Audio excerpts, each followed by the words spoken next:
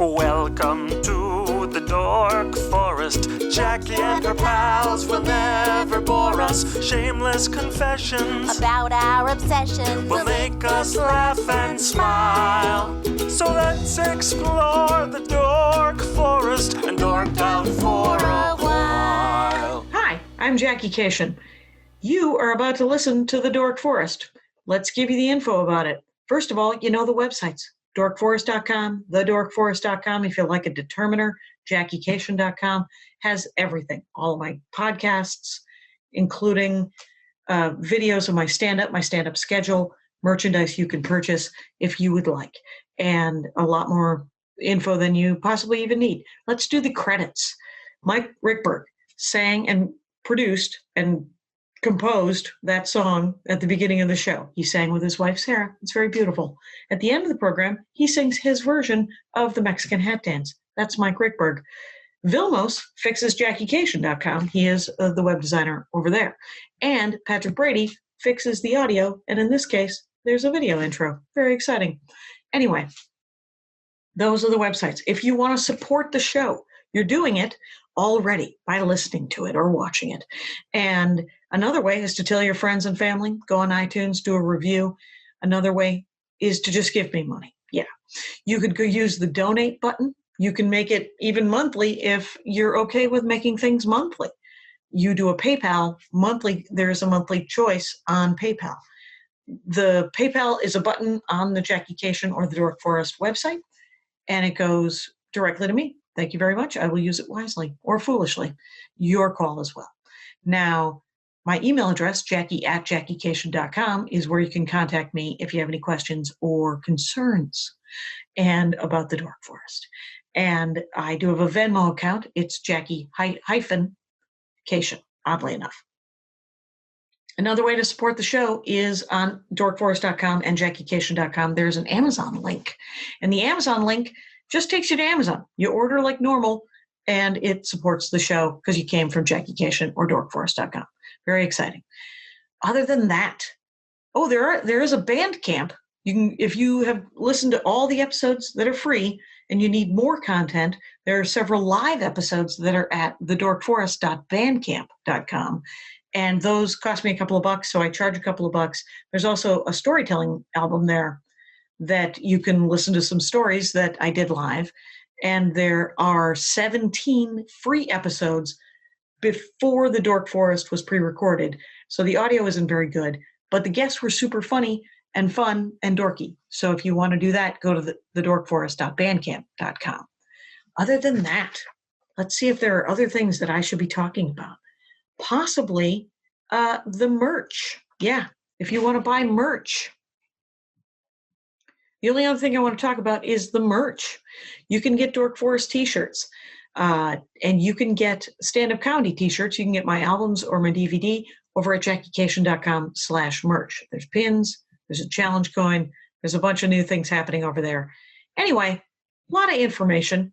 I don't think I've missed anything, but who cares? Let's get into the show. Hey, it's me, Jackie Cation. You're in your home, Maria Bamford, and I'm in my home. Yes. Hello, friend.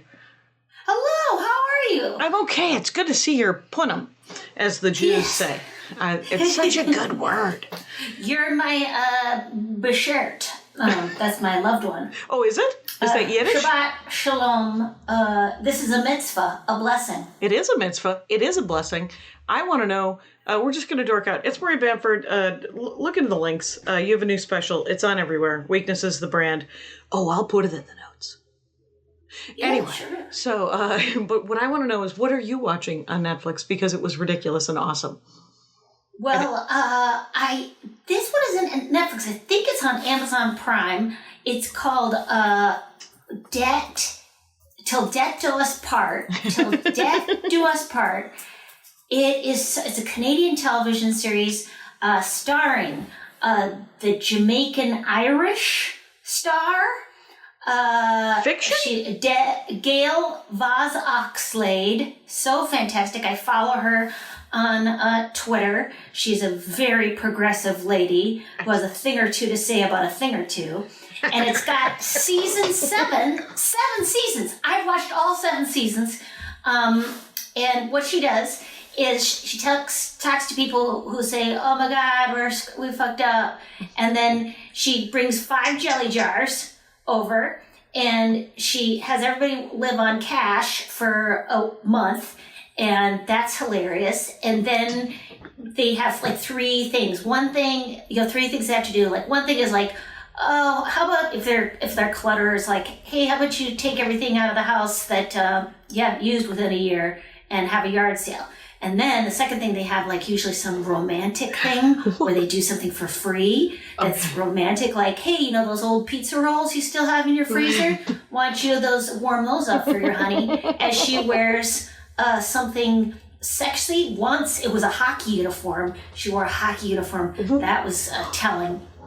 And then at the end of the month, they go, hey, I think we can live like this. We don't have to order out food every meal, and maybe I don't need to have 4 cars. Right. It's so good. So it is. It's like one of those intervention shows. Kind of, but everyone's Canadian, so everyone's very pleasant about it, and very grateful. And only once did it go poorly. Oh. And yes, once in 7 seasons, Jackie. How many episodes per season? Do we know? Is it 14? Is it 22? Let me see. Is it 100? It's 13. 13 episodes per season. Oh my God, that's almost 100 episodes. One bad season. One bad one. And it was, I could see, you know what, I just think that the people who signed up for it, they were grandparents who were taking care of their grandkids. And there was like, oh my God, some crazy, it was like a history of alcoholism in the family that was going on for years. And then the mom wasn't taking care of the kids more because I think she had a drug and alcohol problem. So they were trying to make up for the love lost with stuff for the kids, and which is all great. But if you're not down to change, I mean, it's just like any intervention. Yeah, that's not going to work. Yeah. Nobody's going to change unless they're really done, and most people aren't done. I'm never done. No. I just had fried chicken and steak. Lateral move. That's what my addictions go. It goes with I do what the football people used to call a lateral. And I just pass the ball off to some other bullshit. That is interesting. So in the end, they were like, no, this didn't work. We're not doing this. Oh, they got mad. They said, we're not going to do any of the stuff. And they just didn't do any of this stuff. Oh, and then here's the thing. At the end, when you've done all the stuff that she asks you to do, and some of it's intense, sometimes there's some element of like, you stand out with a plastic bucket with a sign on your shirt that says, we outspent what we earned. Ask us how much debt we're in at your local community center. Oh my God. So some of it's intense, but again, Canadians. So everybody's down, and they're like, nah, that kind of blew, and then they're on board. And so if you do all the things, she gives you $5,000 to pay down your debt, and that's nice. And so the older couple didn't get the $5,000 because they didn't try. They sure did not, and that was very interesting. That the older people were like, "No, thank you. We want a motorboat now." We're gonna just get a boat for these kids who are living. Wow. So are they living above their means? Is that the whole thing? Yes. For example, I'm just going to read one of the things. Is it a favorite? It's not. It's every not single about one's the money. a favorite. Every single one is so deeply interesting. I am, of course, in a 12-step program regarding money, so these are so delightful. So this story, because it's not about the money. It's never about the money. Okay. It's about the fact that somebody's afraid about something and they're fucking up in a different way. It's just like, switching things around. So, okay, here's one. Episode 10, Season 4. Paula and Jermaine. Between Paula and Jermaine, they earn $100,000 a year. While their toddler son is babysat, Paula and Jermaine filled a hole left by his absence with shopping. So it's like people are just, they have, are having bad relationships with each other, or they've stopped connecting, or they're scared of looking into each other's eyeballs, or people don't want to like, what was one? Oh, my other favorite show, which also deals with the same type of stuff, but like, is always something else. It has nothing to do with the money. Right. So let me ask. So they've got the kid in childcare, and they're super sad about that child. That the kid's not around to be the buffer that the two of these people clearly need with each other. That they're like, well, I'm going to spend $250 on a pair of pants or something. Yes, or their kid. Oh, or the kid. Or the kid. Yeah, something. Yeah. So. What are some of the cool things that they've purchased that I might wish to purchase? Because I'm thinking about getting into debt. Well, I think it's dependent. Like sometimes people, and sometimes it's a situation of under-earning where somebody goes, oh, yeah, I don't really I'm a contractor, but I don't want to do it all the time. It's like, well, you got to earn, like she sets up a thing where she goes, well, you got to earn this much money a day. So why don't you try that? Right. By just putting up signs around the neighborhood. Oh. And then the guy or person, the woman is always just like, oh yeah, that worked. I got a bunch of work. Which I totally relate with that. Like I'm always just like, I'm afraid. Have you thought of applying for a job, Maria? Oh my God. No. So yeah, it's all common sense stuff, but that's what's so pleasurable about it is because like I don't have any common sense. I would like to buy $40 pairs of panties and sure. You'll be happy to know that I forgot to start recording, and we're 10 minutes in. But here's the thing: oh no, you recorded and I recorded, so we're just going to use that. Yeah, okay, we are. Great. It's going to be great. Perfect. Yeah, that sounds perfect. Because I don't need you to explain the 5 jelly jars again. I can't do it again. No. But what I do want you to do is tell me what are the 5 jelly jars? What are each of them? For the basics, so there's like rent, shelter. Okay. Well, like she sets up a budget, which I'm not totally a fan of that word. I prefer spending plan, where you have this is like diet as opposed to like eating plan. Eating plan. Like for me, I was bulimic, so like my main abstinence is just not binge, purge, or go on any diets. Okay. That's it. Like it's not like I have 3 meals a day, nothing in between. Every piece of salmon is the size of a deck of cards. And I have, if I put my 2 hands together, that's a vegetable. Like I can't do it. Right. I can't do it anymore. So right. like keeping it simple. Right. So she sets up the thing where she'll go, okay, what's your mortgage? And then the jelly jars will be all like cash expendables. So like clothing, food, house repair, let me see. Okay, so shelter, food, house repair. Clothing, entertainment. Okay, and gifts or something. Like sometimes she does different. Right. Depends categories. On sort of what their spending history is or what their income is. Yeah, totally. It totally depends on. Is she nice, the lady? Is she also she's Canadian? Super nice, and she's very excited when something sexual happens. Like if they make love sometime during you can tell that they got it on right. Since she's been there. Like she'll be like, oh. She's in another room and she's like, they're making sweet, sweet love in the other room. I would love that kind of sort of I think something sexual is happening in the rest of this house. So she's really nice and sort of supportive. She's lovely, although she will not suffer fools. Like, for example, there was one spouse who had this belief that as a spouse, your other spouse should treat you like a royal. Let's just say it was a princess for the purposes of the storytelling.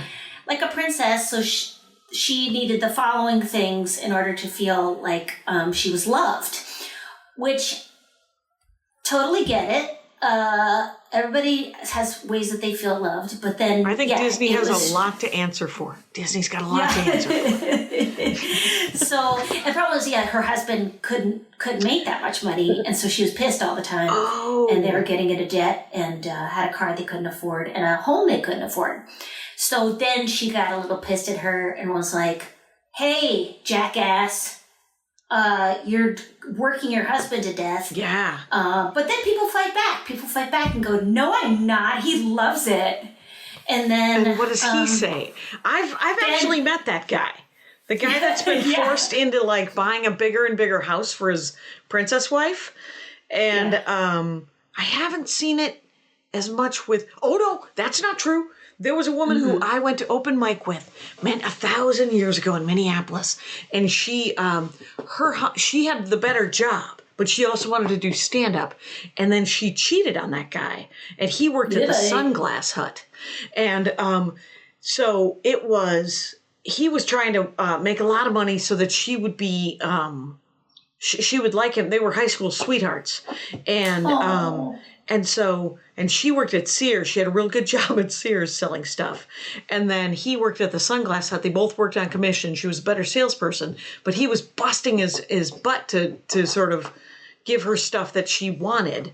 And then she was a true jackass. But I've also,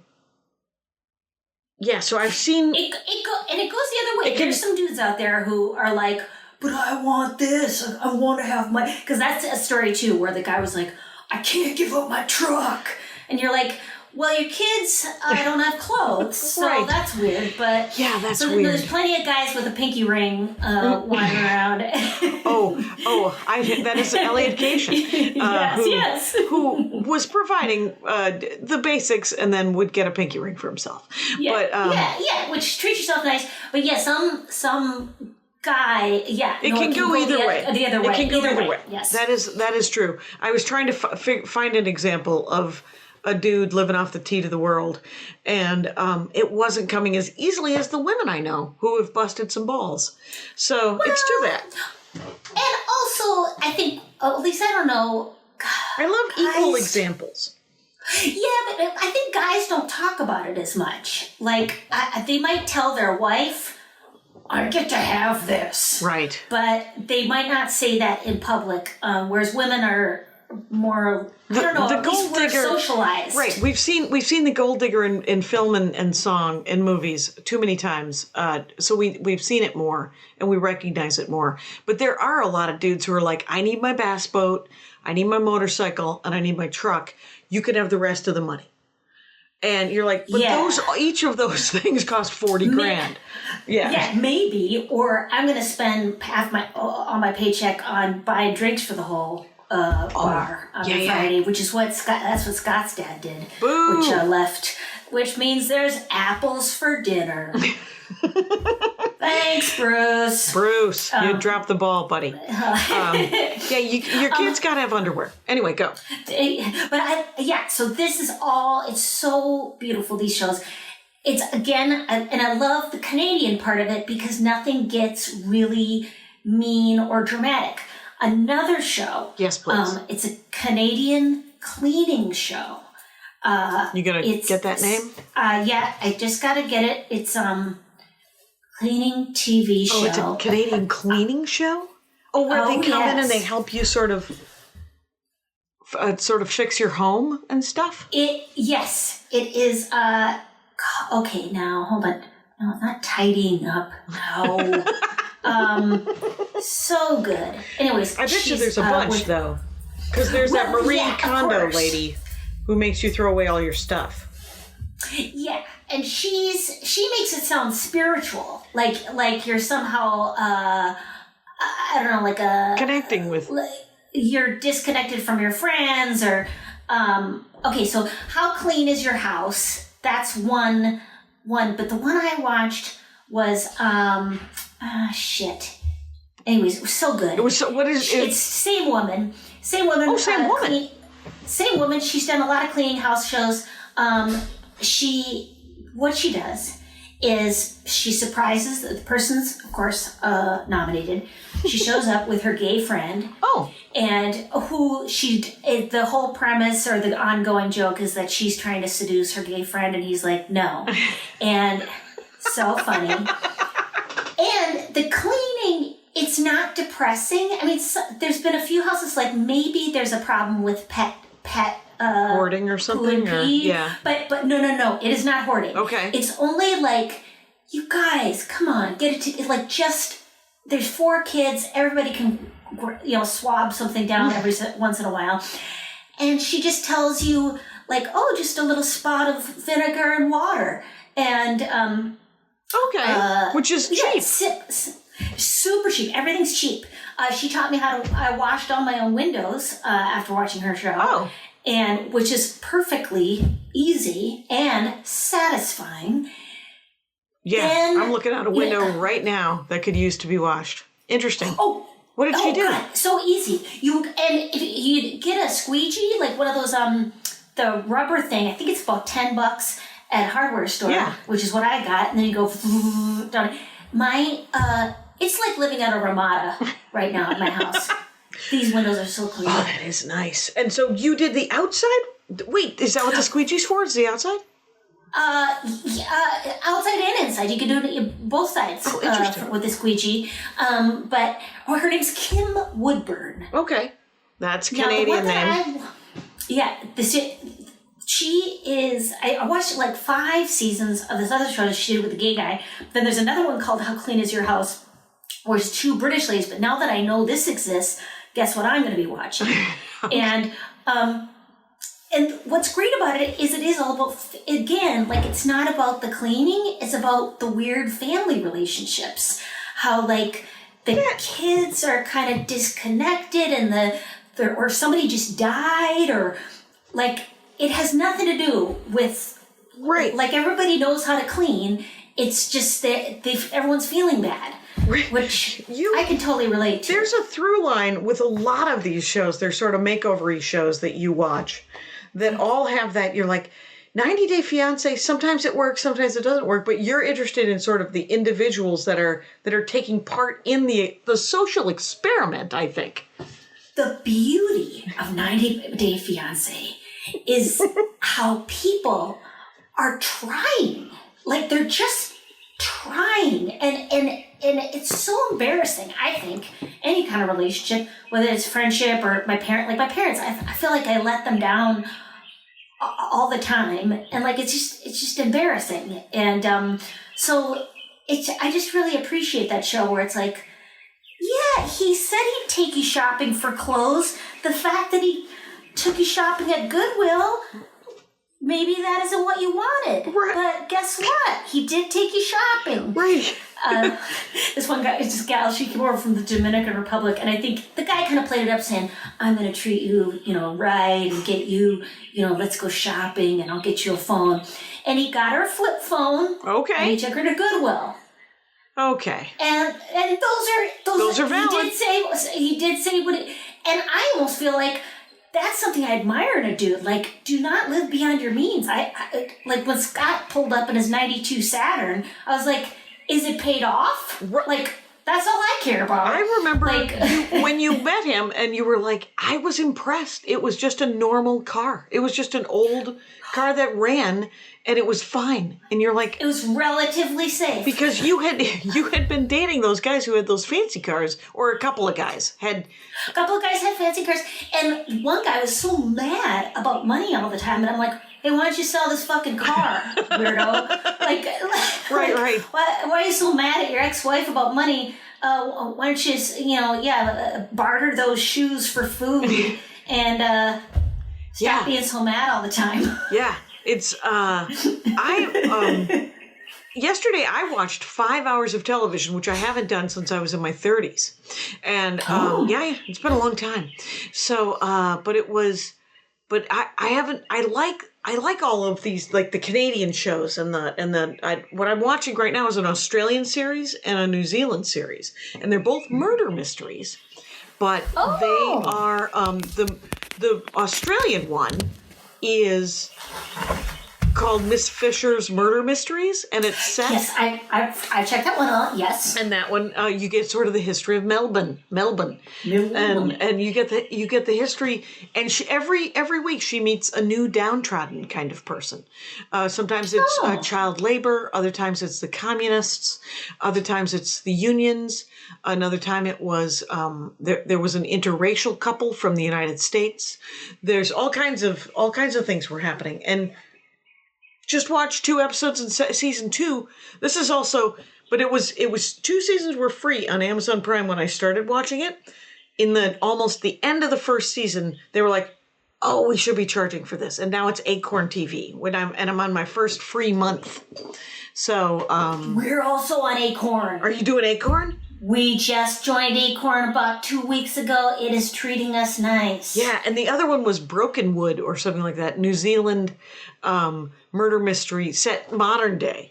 And that we watched the winery one, episode 2 and 3, I believe, of season 1. And what I did was I went to the internet and I said, I would like a Bones NCIS level murder mystery. I don't like Law and Order because it can get too sad and too graphic, especially the SVU.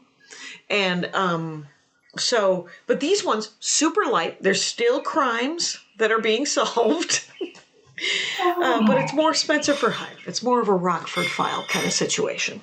But they are also kind of Canadian, but not New Zealand and Australia. Okay. I love the Commonwealth. Yeah, oh God. I love to hear a different accent, partially because I don't think about, I could have gotten that job, or shouldn't I have tried to make a TV show like that? Which is ridiculous, but that's exactly what I think. I go, there's no way I could have been in a Norwegian noir. I can't learn Norwegian this late in the game. Right. You don't have enough A's with some umlauts over your name. It's not going to happen for you. And they're always really well done. The other thing I watched 2 episodes of last night was a thing on Netflix that's a Japanese made for Netflix about a detective called Gaija Haji. Duty and Shame is what it's called, and it's in Japanese, except for that half of it takes place in Tokyo and half of it takes place in London. So a little bit of subtitles, but also a lot in English. Okay, that's Scott's been getting me to watch older stuff like The Seven Samurai. Oh yeah, that old movie, which I had never watched that before. It is over 3 hours long, so I can't say I've watched all of it. Fair enough. It's we've owned the Lawrence of Arabia for these 15 years, and every time I go to put it in, Andy's like, "You got to see it in the theater the first time," and I'm like, "Oh well, then I don't have to watch it now." That's never gonna happen. Okay, here's the show that I've watched 2 seasons of. Kim's Rude Awakenings. She wakes up the household at 7 a.m. and she tells them, "You're all a bunch of pigs," but it's hilarious because she's just a hilarious British lady. And then the Canadian guy, who I believe is a gay man, fights off her advances while they talk about what needs to happen and to clean the house. And they have tea while they're talking about it. Oh, interesting. So, and each episode is named after a family. So it'll be like the Edwards family, or the Tetraalt family, or the Galea family. And you've seen, and there's 2 seasons of that? Oh, 2 seasons? Yeah, I mean, it's not enough. It's not enough. I prefer a 7-season. Yeah, if I'm in, I'm in. Yeah, you want to watch it all.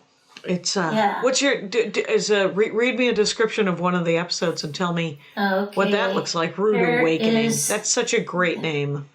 The Black family, though, and it doesn't say, oh no, there's no synopsis on That'll this. happen. I need to contribute to the page. Contribute to the page, Maria. So is it all over England? Is that what they're doing? Are they all over the UK? No. It's Canada. Oh, it's again Canada. Well, also Canada. No, I'm only in for the Canadians. I don't need to see the British. Okay. Although I do love British series. We watched Raised by Wolves, which was written by Caitlin Moran and her sister. Is that fiction? Yes, fiction. So good. Okay. It is like, you know what it's like? It's like that show that you liked where it was fast talking sister or mother and daughter show? The modern moonlighting, it was called Gilmore Girls.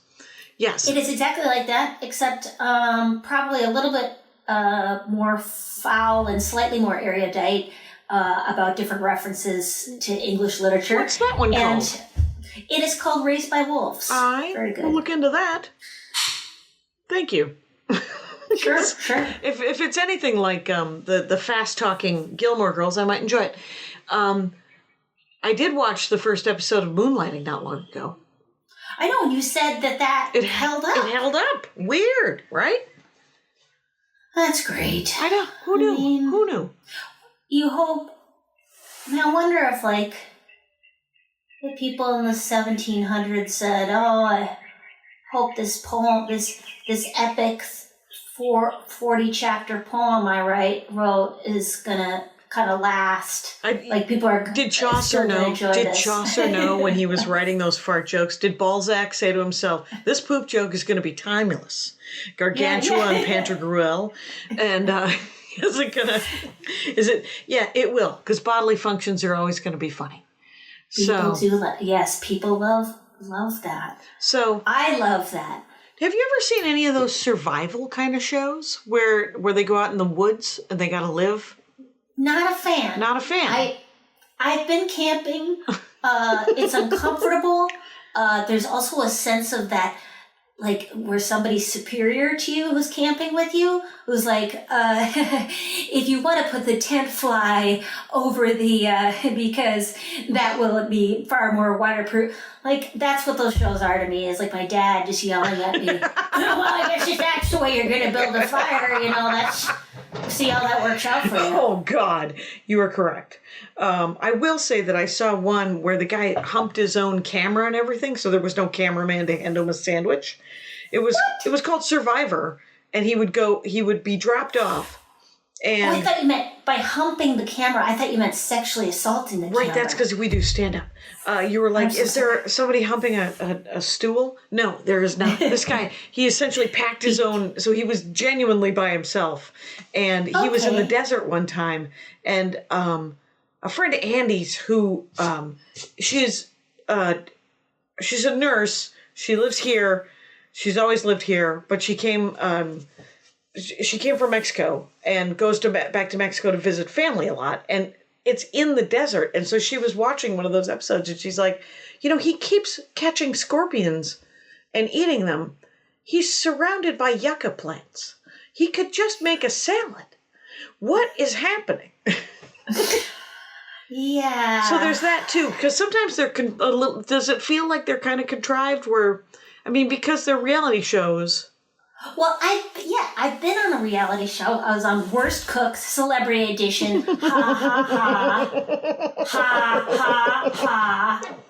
And it was brutal in a way I didn't think it was going to be hard. And then there were weird things, that I wouldn't have guessed. They wouldn't let us eat our own food or bring it back to your loved one after you'd ate it. That's weird. They said, throw it in the trash. Yeah, I was like, you think I'm going to leak the ending to this? And then she made... I'm putting out pictures of my creme brulee. I'm willing to eat this. Why? Is it just that it's edible? That they were all mad that it was actually edible?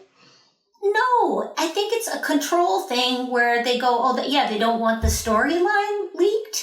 So I guess my husband could post, Maria made hash and she wasn't terrible at it, and so I don't think she'll be eliminated. It seemed ridiculous. That does seem contrived. But how they take if Kim goes in and wakes everyone up, and it's a rude awakening. But then they shoot 1,000 hours and then they turn it into a narrative. It's the way they edit the shows can make it either nice or mean. Oh, yes. Yes, for sure. I was so grateful. They gave me a choice on the food competition show. They said, hey, do you want to go home? And I was like, yes, I do. And, so then I got to fake thrill the fight. And then it was so great because I guess because otherwise, like, to really lose in real time, you know, like would have been, I think, a few more days, because I'm just competent enough, right, and competitive enough that I'd try to keep it together for a couple more days and at least beat out Oscar Nunez. I was going to ask, what did Oscar Nunez make that was so bad or so good? Do you remember any of his meals?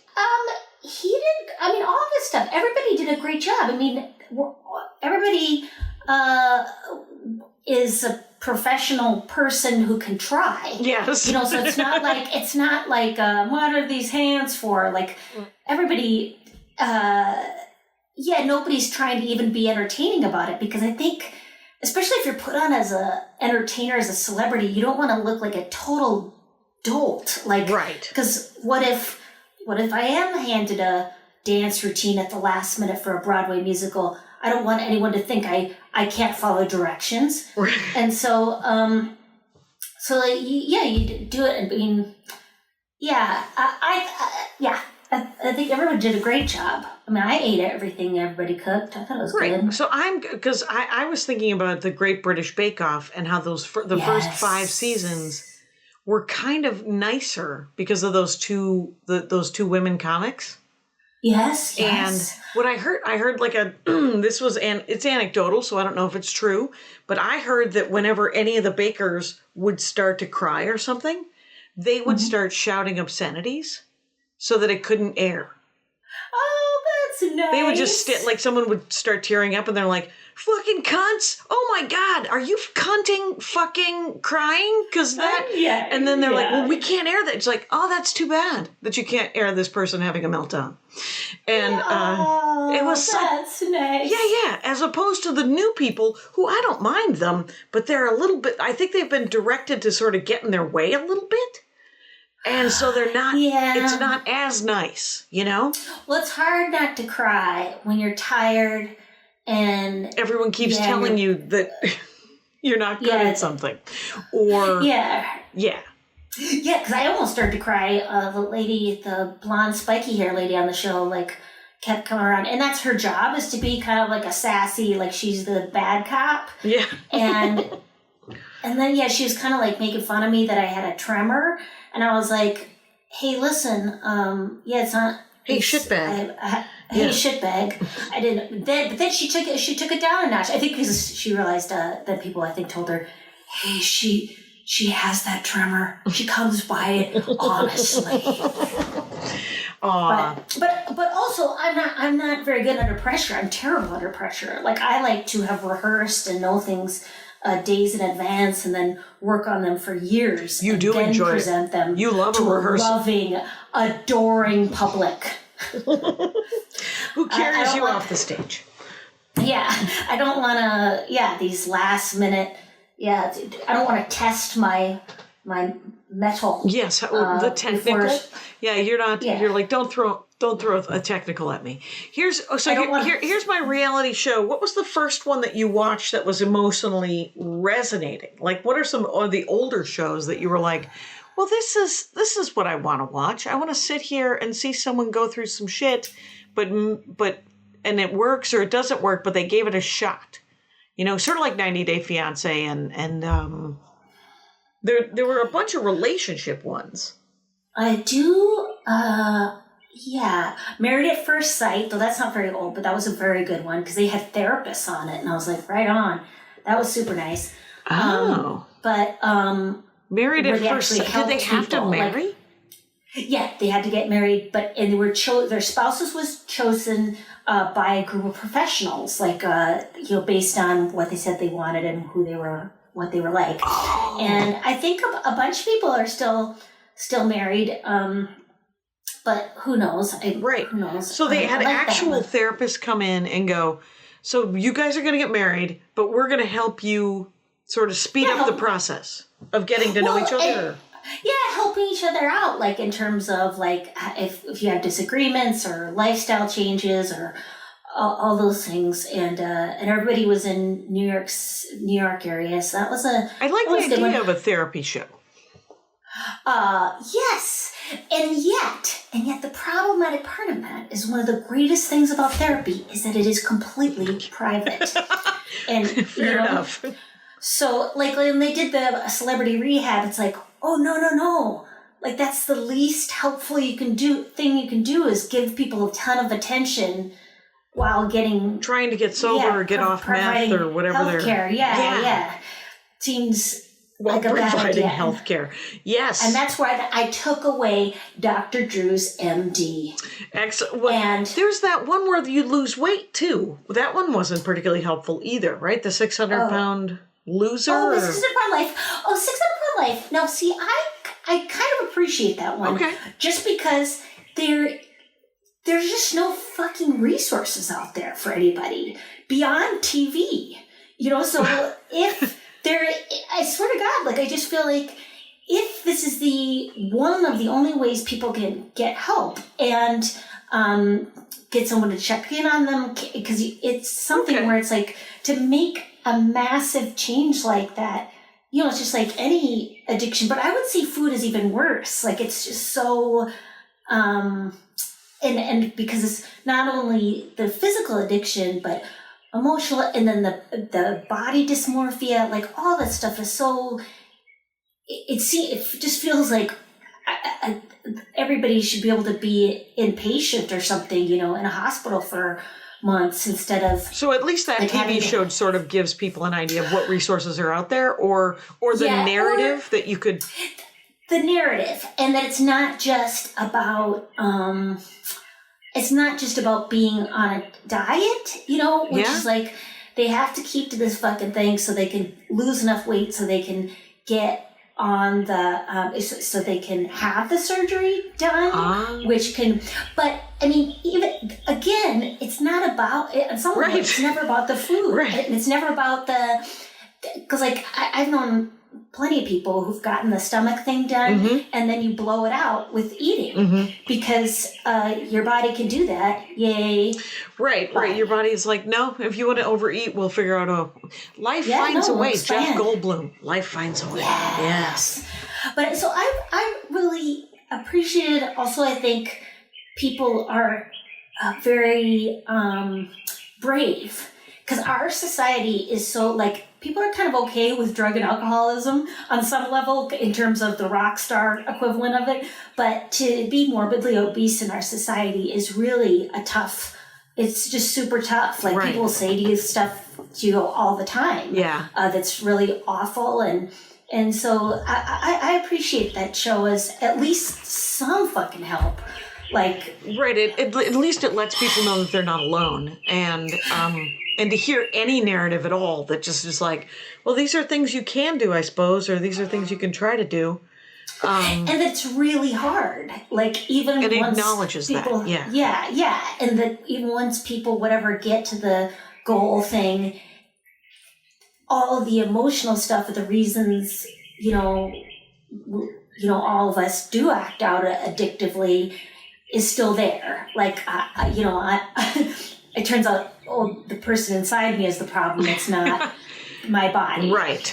That's keeping me from. Right. It's my thinking. It's not the actual drug or alcohol or food it's trying to let go of whatever sort of, I don't know what the addiction, I don't know how to define addiction. Because there's ways that they define it, right? As a thinking disease, right? Yeah. I think everybody, and some people don't even believe in addiction. Like, they just go, it's just a personal weakness or something you can solve with, there's all sorts of philosophies of what that process is. But I think, I think it can be process. It's like habit. Process addiction, and then it just depends on whether it gets bad enough that you want to kill yourself. Yes, but I do think that like drugs, alcoholism, and drug abuse have sort of been more accepted as actual addictions, and they're not as shaming as food stuff, for sure. Yes. Oh, for sure. Yeah. No, people are real assholes. People are real assholes. But did you ever see that one? I think it's ongoing where people switch spouses and then you have to go raise somebody else's kids for a week. Yes. Remember that one? I have seen that one. That I really liked it. Had it seemed like they had chosen to do it, or like they were happy. Like it just sometimes it seemed like the production of it was more about the salaciousness of it than it was about a learning, like an experiment or learning from each other. Like I was like, of course, the progressive liberal commies who play Dungeons and Dragons as a family, it's gonna be weird with the redneck sports loving, Dodge Ram owning people, dad or whatever. But if they're sort of interested in switching, like that's fun. But it just seemed like more like either people were paid right a lot, or it did look more fun. contrived. I remember when I first saw it, I was like, are they going to have sex with the other people's spouses? That was the only thing that drew me in, because sometimes I'm a simple woman of the people, and I want to know that someone's been romantically forced to fall in love with another family. That is a romance novel. Oh my God, write that romance novel. That is the romance novel that Two bigamist families all fell in love with each other. 14 wives and another 15 wives. that ruins the bunk bed situation. Do you remember Bill Dwyer had that joke about Mormons, the fringe of the Mormons that still have multiple wives, and he's like, who wants that many? Well, like you're going to get a 13th wife. You're like, this is going to ruin the bunk bed situation. Anyway, It was a very funny throwaway line that I always enjoyed. Oh my God, I have watched Sister Wives. Oh. Which, that is just, you know what that show is like? It's like just watching paperwork. It's like them negotiating the minute details of what each person wants in the house. Yeah. Like, you must be getting a lot of poontang because this fucking sucks. And you love paperwork. So I certainly do. I was just like, what? But like right now, what's going on in the show is they're building a new house and everyone wants a different thing in the house. Some people don't even want to move into the house. What? And it's all women who are getting mad amongst each other. And it just looks exhausting. It really, it sounds like a terrible idea. Yeah. But what are you going to, do you ever watch any of those Fix Up a House shows? Yes. Sometimes. I get mad. I feel like they do feel like porn, or it just feels like, it also feels like, I wish they would, or this is my pitch, of course, for a reality show, if anyone's listening. $5. We got $5. I come to your house. I do what I can. With $5? Within an hour. I'm not saying I'm going to help you. Maybe I damp with a wet washcloth the inside of your silverware drawer and put the stuff back in. But was that any good? Do you feel a sense of relief then? Because I just don't believe it that when people go, I got the flat splash I wanted, and that those fixtures are just perfect. I just go, you guys, I don't know. I just don't believe that it affects anyone's level of happiness over time. Right. I will say this, is that Jennifer McLean, when I lived with our friend Jennifer McLean back in the late 90s, we had a 99 cents only store right by our house, our apartment where we lived, and we were both pretty broke. And I was like, she said, sometimes, I forget who said it, but she had the greatest answer to sort of therapy shopping. She was like, sometimes I just need to go spend a couple of bucks, and the 99 cents only store is perfect. It really is. Because everything's a buck. It's the sense of gathering that we needed as squirrels. Gathering something up that is, to bring back to the nest. Mm-hmm. And then you've done it. So, you could do it. You can get it done at Goodwill. Less than $5. Dollar store, yeah. And I remember I also, I brought home, some sort of, I don't know what, I was like, what they had just started introducing food into the 99 cents only store. And I said, I will never buy food at the 99-cent only store. And Jennifer McLean said to me, everything in our pantry is from the 99-cent store. You've already been eating things from the 99-cent store. And I was like, well, not the eggs. And she's like, no, the eggs are sweating. So no, because they had bad refrigeration those first couple of years. Oh. It was gross. But the canned goods were fine, and they weren't expired. They just were in Arabic. Anyway, so... Yeah, no, there's nothing wrong with that. Yeah. I haven't been to those countries, but I'm interested. To go through their food. Right, who doesn't want to see what they're canning? What else? We're coming in hot. So we're doing pretty good. Almost got an hour. Yeah. Yeah. I love seeing these. The other thing there's so many shows that I would like to see. Oh. Like Say Yes to the Dress, and then the follow up. Hey, whatever happened to that dress? I want to see that more than Say Yes to the Dress because... Yes, because who cares about the picture of they met here and it's really important. She wants an A-line mermaid.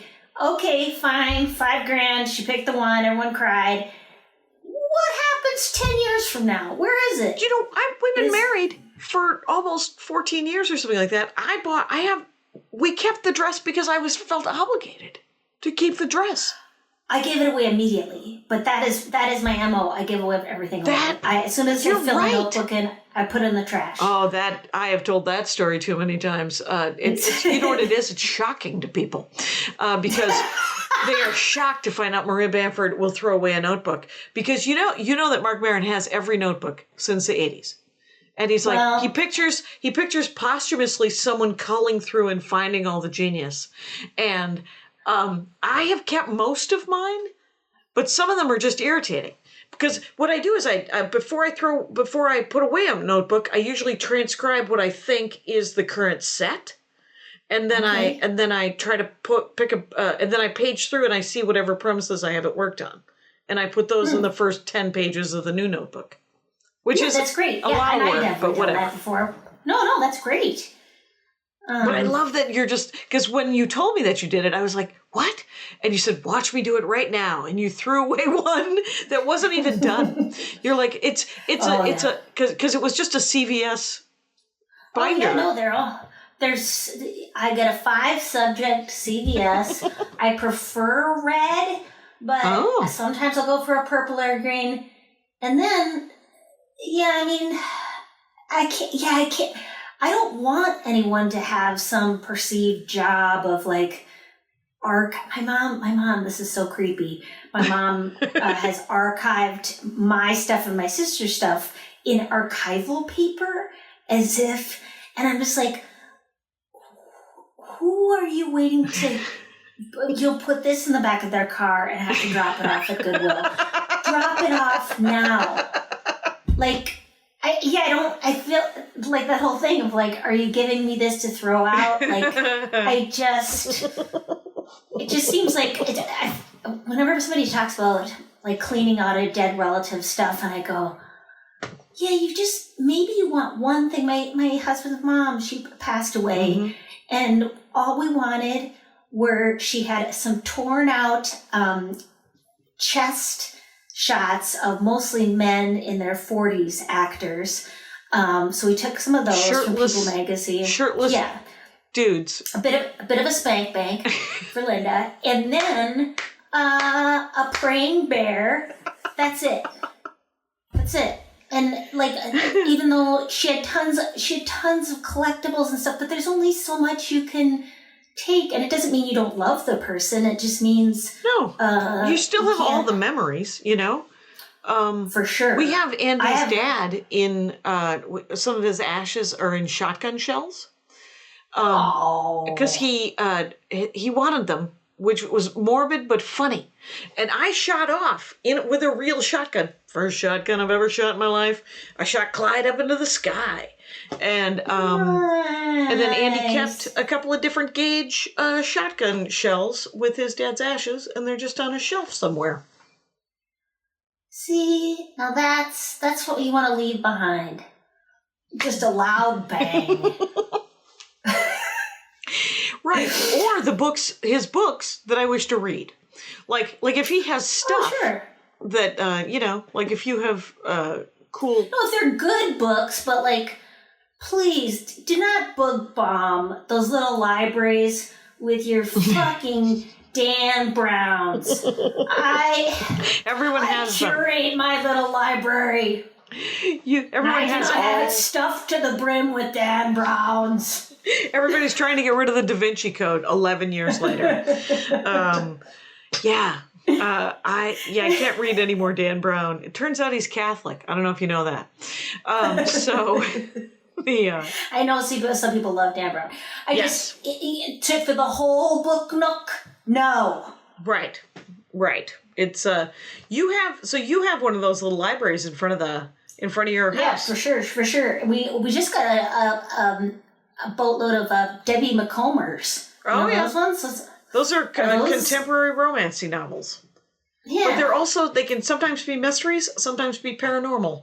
Debbie McComber is available to write whatever you might purchase. She's got work to do.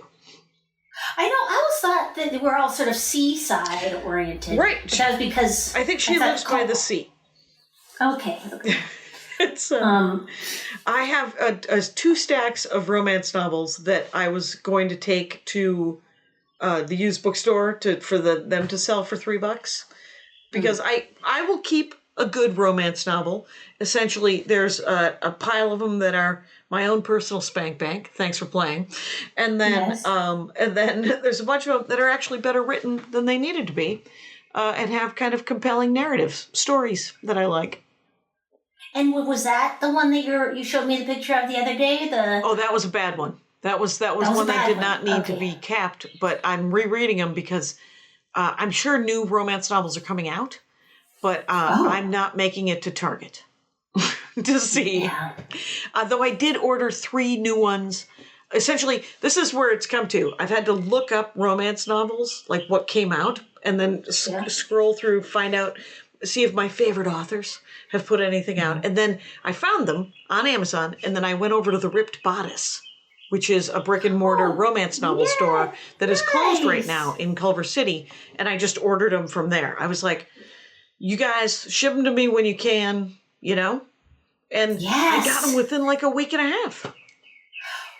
We just gave them a flat bunch of cash, and I had our used bookstore said, bring a box of them over. We'll hose them down. Oh, good. And they just brought us a box of books when they were bored and had nothing to do. Oh, you did sort of a swap?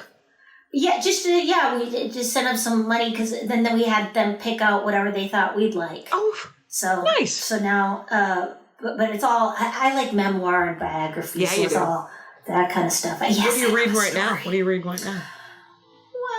Let's just say she committed suicide at the age of 45, and she's a photographer.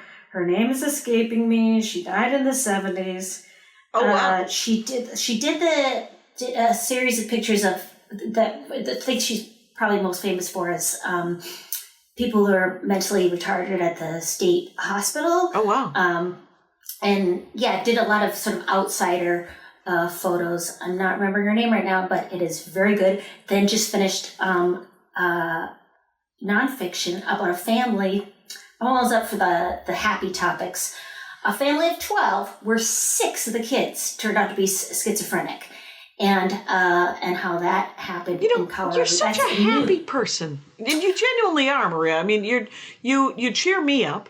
We are very good friends, and I value our friendship. But here's the sad sack of shit that you read is hilarious, but I read such amazing crap sometimes, like this. Now I'm going to need to know that this misunderstanding is going to be resolved at the end of my romance novel, and that these 2 are going to do it, and because some of that is happening too. But I also have. I have a nonfiction book that I'm scared to start because it looks too dense. Because it's a comparative history about Islam, Judaism, and Christianity, but it looks interesting. It looks like. Is it? Go ahead. Is it called God? The something of God, or? I think it's called Summer Nook. Anika, Salonica, whatever it's called. It looks like it's written by someone who's more interesting. Like, like one of those great history professors that you get sometimes when you get a great teacher. Yes. Who makes something that could be super dry interesting. But, yeah. Yeah, no, I read this book, The History of God, and I went on a book club vacation about it in Canada, my favorite place, in Toronto, with a bunch of women in their 80s, and my roommate said I was too loud. And we talked for a week about this book, The History of God, and it was so deeply boring that when I came home, I felt well rested and refreshed. That is a very nice camping experience right there. There's nobody giving you any guff about how anything was created. So you finished the 12 people who were schizophrenic. Yeah, that was good. And, the memoir of the woman who killed herself while she was trying to humanize the mentally retarded. Retarded, yeah, and other different kind of outsiders who do sex clubs and stuff like that. And she just sounded like a very interesting lady. And now, I don't know. We don't know what will be next. Maybe Mary Cassatt. Somebody dropped a Mary Cassatt autobiography, which I appreciate. Shout out. Who is that? Thank you. She's a painter, I believe from the 19th century, who started, it was one of the first women artists to go to school in Philadelphia at the Pennsylvania Academy of Fine Art. And they have a bunch of her paintings at the Norton Simon Museum. And she's a lady who did art when it was, it hasn't been easy since cave days. Since cave days. Yeah. Still a bit of a struggle. Right. I don't know, maybe I probably shouldn't say that. Los Angeles, everyone always says, I am now and always experience life easily and effortlessly. Like, you never say anything's a struggle in Los Angeles. Namaste. Maria Bamford, it has been an hour. You've done some vital work for all of us. We could go out, we could find reality TV shows in Canada that are cheerfully, we look at people's psychological issues and how they deal with them. It's very cheerful. Mm-hmm. It's cheerful and fun, and just like that everybody was on board for it. It's not unpleasant. Right. So I just want to do this, which is, what's the Twitter handle again? Is it Maria Bamford? At Maria Bamford. That's it. And it will be in the notes. And I'm doing shows almost every day, but not today. Right. But shows on the Zoom if you're bored. If you're bored and you want to come and see the magic while you write the new 45, because Weakness is the brand is out. It's everywhere you want to be, which is online right now. Maria Bamford, thank you for doing the program. Thank you for having me on the program. And Rangers, you know the rules out there. Take care of each other. My hat, my hat, my hat. They're dancing around my hat, my hat, my hat, my hat. Well, what do you think of that? If it looks like a Mexican hat dance and it sounds like a Mexican hat dance, it's most likely a Mexican hat dance. So take off your hat and let's dance. Yay! Oh my God. Why don't we just call that as the end of the show?